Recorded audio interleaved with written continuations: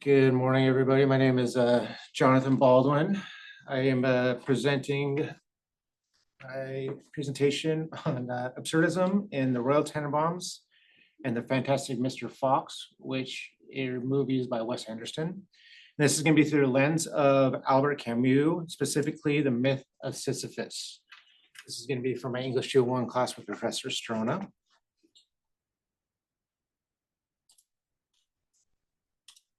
So in the words of Albert Camus, the myth of Sisyphus describes turmoil as the world itself is not reasonable, but what is absurd is the confrontation of this irrational and the wild longing for clarity who calls echoes in the human heart.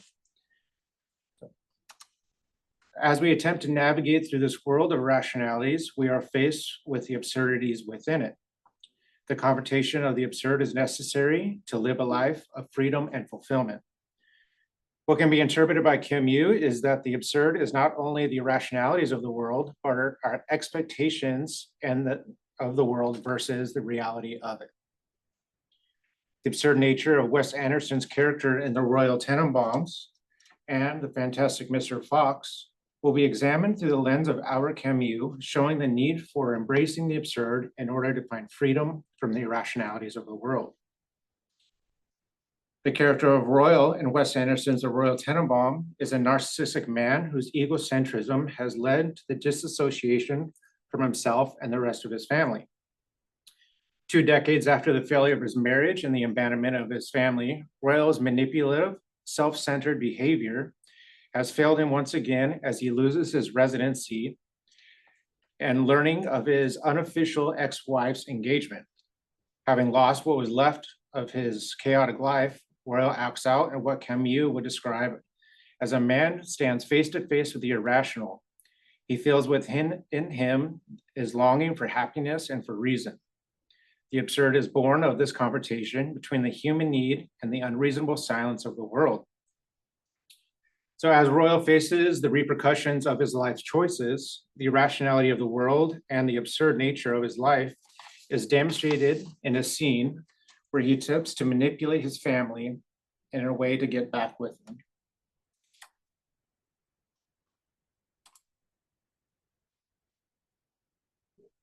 Wait a second now.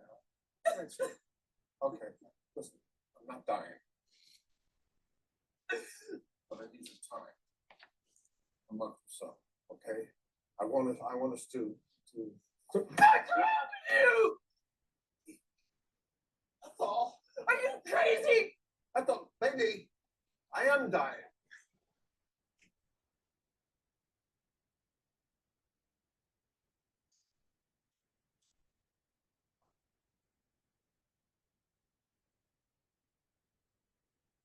Are you or aren't you? What? Dying?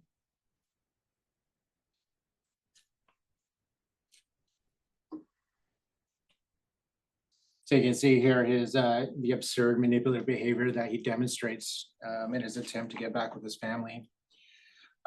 This is an example of what Camus described as the passion of man torn between, excuse me.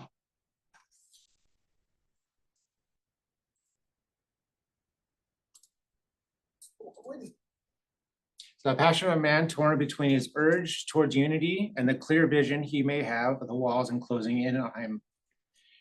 In the attempt to retrieve what was ceased to be his and what he has failed to take ownership of, Royal results in the irrational behavior of faking a fatal illness in hopes of reuniting with his family and winning back his wife. However, the web of lies that Royal would weave in attempting to elude the irrationalities of the world would soon be unraveled, exposing his true absurd nature. It is at this moment Royal becomes conscious of the irrationalities of his life he has been living, realizing that he cannot change the irreparable damage he has inflicted upon his family. Royal accepts his responsibility as a failed father and husband. Royal exhibits what Camus would argue is necessary, that a man integrates the absurd and in the communion causes to disappear its essential character, which is opposition, laceration, and divorce. In his admission of guilt to his children and filing the official paperwork divorce with Ethel, Royal embraces the reality that he himself is the absurd and now able to live a life free from its constraints. In the film Fantastic Mr. Fox, directed by Wes Anderson, the use of anthropomorphics is to illustrate the realistic issues of mankind is in itself absurd. However, it is in the analysis of the character Ash, Mr. Fox's son, that we clearly see the absurdity of life and the need for its embracement. Ash, who was a young teenage fox, can be seen struggling to find his place within the family. Upon the arrival of his cousin, Christopherson, who is larger and more athletic, Ash's individuality is lost in his father's comparison of the two. The constant degrading comments of his father and the unappreciation of his individuality causes Ash to pressure himself to become more like his father. The toxic relationship of Ash and his father can see it in an outward expression shown in this scene.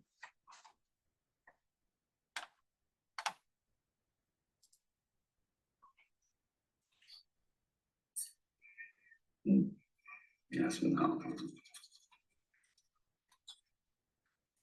What are you wearing? Why a cape with the pants tucked into your socks? Well, I guess he's just different. So the absurdity can be seen here of the relationship that he has between him and his father, and the lack of support that he has, you know, pointing him out in his flaws. Let's keep going.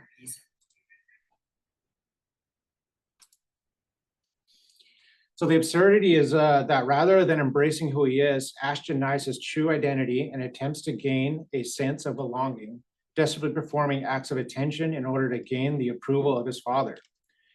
The conflict is internalized by Ash, is emphasized by Camus' words of, in a universe suddenly divested of illusions of lights, man feels an alien, a stranger. His exile is without remedy since he is deprived of the memory of a lost home or a hope of a promised land. The alienation that is felt by Ash is further illustrated with the scarlet letter, which can be seen on his pajamas. The scarlet letter does not symbolize adultery as depicted by Nathaniel Hawthorne in his book, but as an outward expression of his alienation and exclusion from society. However, this would prove to be a defining moment in Ash's awakening of his consciousness. In his constant struggle of questioning his role in society, Ash demonstrates a key role in embracing the absurd with the expression of the scarlet letter. This awakening is further explained by Camus with, the why arises. Everything begins in that weariness. It inaugurates the impulse of consciousness. In becoming aware of the irrationalities of the world, Ash is able to embrace the absurd and become free of the boundaries it implies. Showing in a scene here is how he embraces his true nature. Hey, I can fit through there. You wanna know why? Why? Because I'm little. So here he embraces his small nature and you know, his place within the family. So this is all a result of the pressuring of the farmers attempting to kill his family. So the pressure forces him to realize who he is, and then kind of, you know, shows his individual self come out. So viewing the artworks of Wes Anderson through viewing the works of Wes Anderson through the lens of Albert Camus gives us a unique view of what absurdities may look, what the absurdities of life may look like from a different perspective. What can be said is that in order to be free from the irrationalities of the world, we must first embrace the absurdities of life. Only through the awakening of our consciousness can we begin to take steps necessary to gain our freedom from the constraining walls of the absurd world. In our innate desire to achieve defining our purpose in life, the actions and choices made in our decisions to either elude the absurd and resist life, such as Royal did, or embrace the absurd, gaining our freedom and enhancing our lives as Ash expressed. Thank you. Outro here, take a couple minutes of it.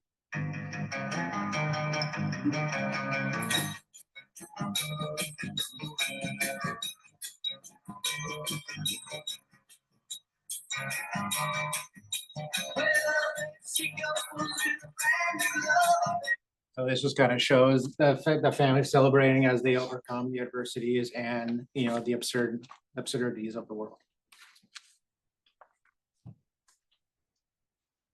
Something I noticed when talking about Ash's alienation is his father, they call him special and do like a hand signal. Mhm. I don't know if that's a signal. I always thought maybe he has like ASD, autism spectrum disorder, but I just noticed that. I think it's a really big point on his alienation. It is, and it is demonstrated through at least at least one other time in the film, if not a couple other times. And I thought about bringing that in. Yeah, I think it's just the absurdity of not recognizing the individuality of someone and not appreciating that, and just, you know, defining everybody by the same laws that, you know, everybody is subject to. And so I think that the movement of the special is just, you know, the ridiculous and irrationality of the world. Were there any other side characters or scenes that you analyzed that kind of supported your idea of absurdism? I mean, there's so many in this film. It's, you know, it's very hard to distinguish everyone. There's one of the opossum, you know, of how every time a complex situation comes up or he's spoken directly to, he kind of blinks out and zones out, you know, which is, you know, visualized with the spirals in his eyes. Yeah, there's a lot. There was just the two of the other one is with Mr. Fox himself. And just as an animal creature, you know, with humanistic qualities, it's also shown in the film where, you know, he acts very human, and then when he goes to eat, he's a complete animal. So just shredding it up. And then there's also a scene where he's in the coop, where he's explaining to the opossum that he has to, you know, you're supposed to kill him in one bite. You know, he's like, we're animals here, which is kind of the absurdity as well. Yeah, so going off that topic, I was thinking how art styles can better illustrate a point. That a lot of stuff humans do is absurd when you really think about it. What other art styles or aspects of human life do you think this could be applied to? I mean, imagination, you know, as far as you can honestly, you can pretty much apply it to any concept of life. You know, stemming from family matters to, you know, own personal internal conflicts that one may have. Yeah. Yeah, I'm wondering, what would you personally like to see? As far as something done in this film style. Yeah.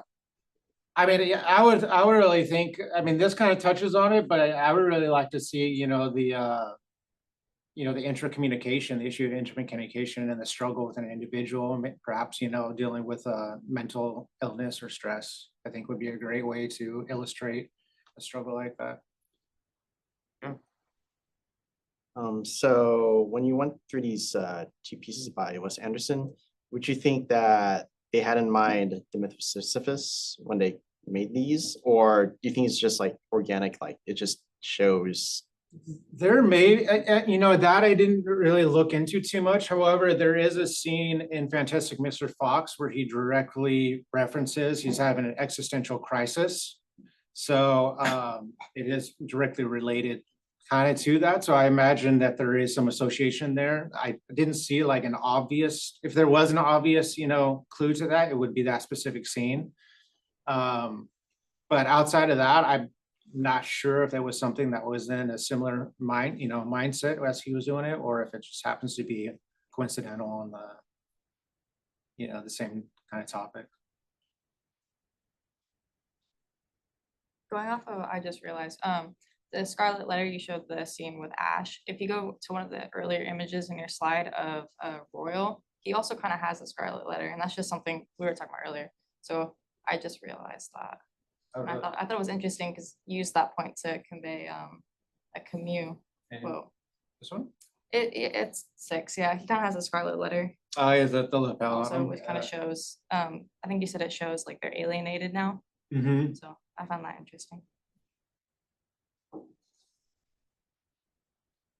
Yes. Great job, Jonathan. I really like the way that you were able to weave in Camus, the quotes from Camus, and to support your position. It really was convincing. So at the end of the myth of Sisyphus, and Camus describes Sisyphus's life of pushing the rock up the hill for eternity. And he kind of concludes that with, we must imagine Sisyphus happy. Right. Do you think that each of the characters that you analyzed found or were able to come away from the film or find that kind of happiness? I think it's more of a contentness than necessarily it is happiness. So I think it's acknowledging the absurd and that the world is chaotic and that there's no way you're gonna change that. And so the best that we can do is just learn to live within it the best that we can. So, if that's true happiness, I don't know, maybe for some it's enough, but I think it's it's more or less just learning to work with it and be content. I think that outro that you showed at the end with the family dancing together, that is a pretty good demonstration of that contentness or that joy that potentially they felt. Right, because I mean, in the film, if you're familiar, they are still stuck, isolated underground. They still don't have the freedom of being above ground and being able to run around freely. However, they're presented with the opportunity of in that scene of being underneath a grocery store, so they weren't going hungry or whatever. So the happy medium of the two is they were being provided for, even if it meant them being isolated underground.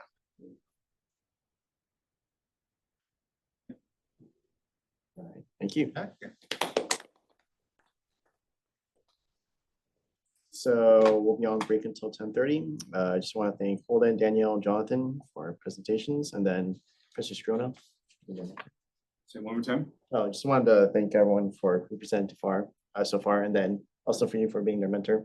Oh, yeah, anytime. They make my work really easy with their brilliance. And we want to thank you too, Alex. This is the second semester in a row that you've moderated for us. And when we saw your name on the schedule, we were all, yeah, cool. This is gonna be a great one this morning. I really enjoyed these presentations. Sorry about the first one. The blood gets me.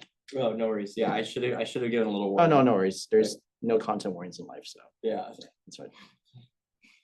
Awesome. Yeah, I had also found it kind of shocking. That was something, not like that there was anything wrong with your presentation, but I think definitely a overview would have helped, because I was not expecting that to be the first thing I saw this Yeah, morning. kind of a good morning. Yeah. Yeah. Well, now I'm more interested. What was the name of that movie? It was World Tenebaums. A great movie. Yeah, it's a good movie.